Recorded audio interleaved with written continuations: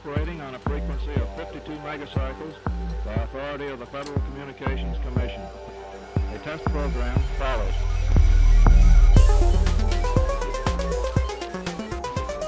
To you who've been trained technically, I need hardly say that there's still a number of problems to solve.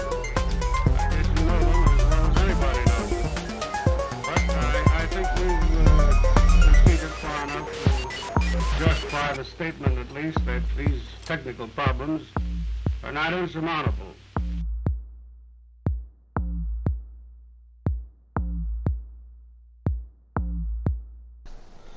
Whoa. This is the Archon matchup between the Final Swindle and Team Reapout. The Final Swindle is playing the dutiful healer Veteran of Hymens. It's a Brobner Saurian and Starlines deck. First of all, I want to mention it's a creature heavy deck with a creature count of 20. Resulting of that, it has a few printed Ember pips on it, in total 9. Also, it has no artifact control, which might be a little disadvantage against the deck of Team Reapout, which got in total 6 artifacts. But let us dive into House Brobner. We see some really good Brobner cards. First of all, Berserker Slam, which is one of the better cards in House Brobner overall. Then we have Legacy Relentless Assault, which can be pretty good in combination with the double War Grumpus and the 4 giant creatures. Then we have 2 artifacts in House Brobner, Iron Obelisk and Flamethrower, which is a pretty good combination, so you can increase the key cost for your opponent by damaging your own creatures. Then we move to House Saurian. In House Saurian we have some pretty strong cards like Tribute and Senator Breckus or Reto Gallim. And if you manage to build the board big, it will be very difficult for the opponent to get it away. Especially if you destroy the opponent's board yourself with the extreme risk. And you can also capture Ember with Tribute onto the Ludo and then just simply fight with it and simply send the Ember to Valhalla and the opponent will never get it back. Or you capture the Ember onto Stenopius and make it just mega strong and then benefit from the effect of Senator Breckus. Also, the Order can become a key figure as the Shadow House cannot steal as long as it is here. So if you protect it well, it can be a real problem. And with Imperial Road you can also play passive effect monsters outside of House Saurian. So in House Starlines we see triple Kirby at first, which can be cool, but since the deck only has 10 action cards, it probably benefits less from it. But never underestimate it. We also have 2 potential board wipes with Quintrino Flux and Red Alert, but I think most of the time these are likely to be discarded. Officer Quinken could also be important as both players have no match in the houses. So if you can get rid of Officer Quinken really quick, it can produce some Ember for you. A good move would also be to add the cloaking dongle to Odeak or Senator Breckus, for example, just to make it harder to get rid of these strong creatures. Now let's go to the deck of Team Reapout. It's called No Eye Cliff Cannibal. It's a Dislogos Shadow deck and has also little printed Ember on it, even 1 less than the opponent's deck. So it has 8 pips in total with an expected Ember count of 15. It has actually very good artifact control with Snack Lifter, Custom Office, Snatch and Tentacles. But I think it's actually not that relevant because of the opponent's artifacts are not that strong. I think that it comes down to stealing the Iron Obelisk with Snack Lifter so that the opponent cannot use that for the Ember control. Otherwise you can also steal the Flamethrower. If we look at the house disc, we see the double Arise, which can be annoying because we also have 7 creatures in it, so you can possibly see a déjà vu here in the late game. The deck doesn't have a lot of board control, and one of the few cards that has to be mentioned here is Three Fates. This must be kept under all circumstances if it's drawn at the beginning. Then we have Rumble and the Double Pit Demon, which provide solid Ember control. Also not to forget to mention the Pandemonium, which is a disadvantage with the smaller board. Double Succubus could be annoying too. We can then use our speed in-house logos. With library access and triple mother, they can be beautiful in big hands, so that you can draw on the full potential, especially in the later turn in the other houses. In the first moment, the triple babbles will slow down a bit, but once they lie down, they guaranteed big hands. So when there are no more mothers lying around, you still have the babbles to plan well for the next round. Unfortunately, there is no ember printed on the babbles, which is kinda sad. One of the key cards will probably be Skippy Timehawk. Denying your opponent to use his boards can be very difficult at the right moment. In Shadow, we see the good old bait and switch and a few other good steel cards, like Double Urchin, Double Nerve Blast. Generally a lot of duplicate cards in this deck. Fun fact is that House Shadows has the largest damage output from all houses. They should be used sparingly or very specially so as not to waste them. It will be important that the enemy cannot protect the Odark, so that you can really steal with House Shadows. If necessary, you can get rid of the Odark with Lights Out. My general conclusion is that if the healer managed to build a solid board and that it is too long there, he has good chances to win the game. However, in most cases, the KOTE deck will have the advantage due to its speed and will also win more and more. I think the distribution is 40 for the team Final Swindle and 60 for the team Rebound. Come back. Right, so here are the final game. Ooh. Yes. SCS Steel versus Flaming Hobo, the legends that they are. SCS Steel not part of the Steel City Snufflegators. Library access is hand. Very interesting. Nice. Interesting to see the play there for the Pandemonium. Gets the Iron Obelisk down with the Kirby. Very interesting.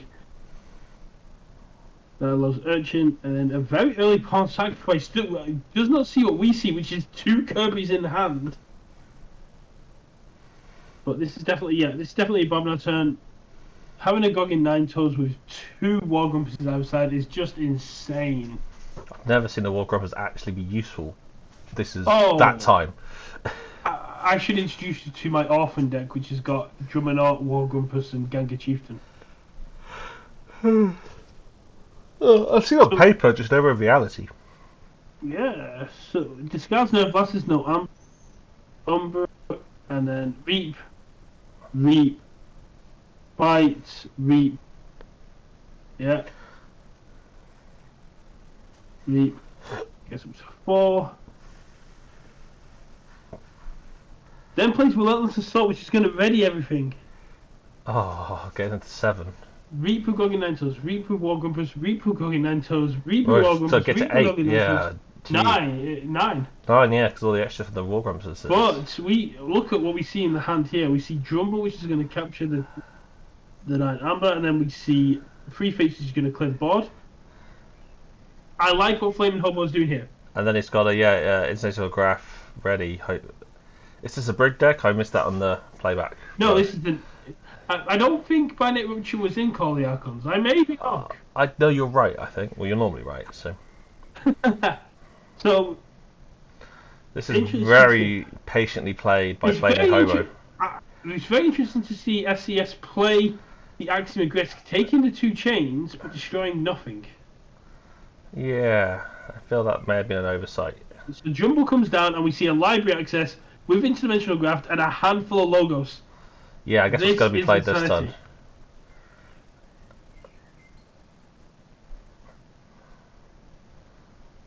You shouldn't have ballooned that high when there's a graft right around.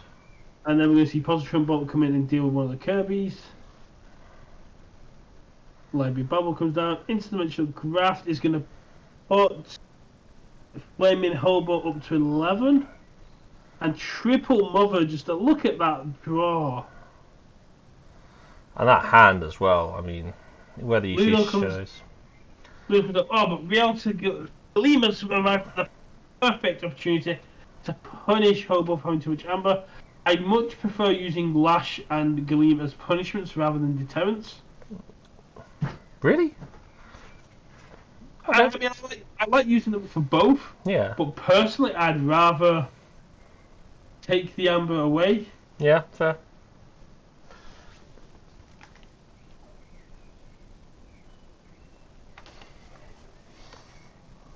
I like the taking of the Iron Obelisk to prevent the keys getting bigger in the future, but because it has no real effect. So what we got here? We got a hell of a disc turn about to come. We have, and we've got 2 Arises in hand, ready to go as well. Double Succubi is going to do some serious work with the double Pit Demon and no real answer to this in hand. This could be absolutely devastating, because you need that Snudge needs to die, and there's unless they go shorty here, the Snudge really, unless there's anything in Archives, which I don't think there is.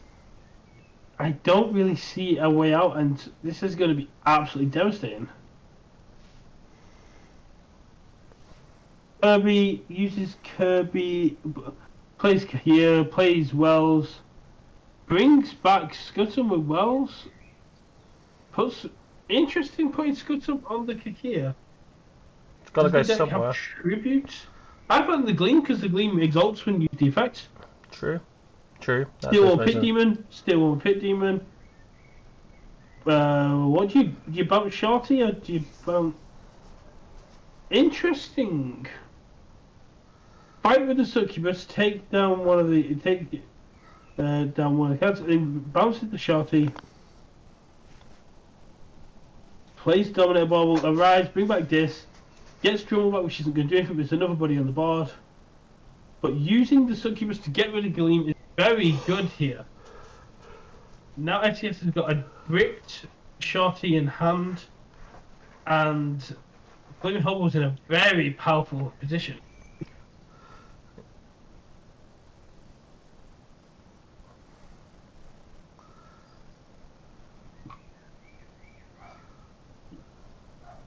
The board has got a lot of small flints to continue flux, but as we can see, that Arise is just going to negate that entire turn. Pretty much, yeah. We see Odak, we see Ludo, but we're just going to... Oh no, see Shadow's turn. We see a very interesting use of the Shadow's turn. I wasn't expecting that, but I can't disagree. He's done Oubliette Pudge, the remaining. No. I mean, looking at it from Flaming Hobo's point of view, get through your deck, look for more disc creatures, and deal with the threats on the board. At this moment in time, SES is on essentially more than 6 chains thanks to 2 Succubi, and the board just keeps disappearing. So now you play the Odak- Destiny Rise, yeah. Odak is huge here because Odak prevents these Pit Demons from getting true value. But the biggest issue is, Flaming Hobo's at 6. What can SES do about that? Or given there's 2 more Pit Demons about to go down. No, what can SES do right now Nothing. about Flaming Hobo being on 6? Yeah, all Flaming Hobo did there was get 6, and then we see Dominator Bobble, reaps with everything, gets the 7, passes. We see double Shotty come down, we'll see the Flamethrower, but the double Succubi did such a good job of slowing down, and basically Flaming Hobo just kept control over the board, and that control of the board just allowed them to get this out. No, that was a brilliant game. Reap That was a take that brilliant 3-0. That is huge. And these aren't bad players. Both Flaming Hobo and SCS are some of the best players you've come across on the Crucible. Yeah, definitely. I mean, these are really, really good guys. Right, we're out.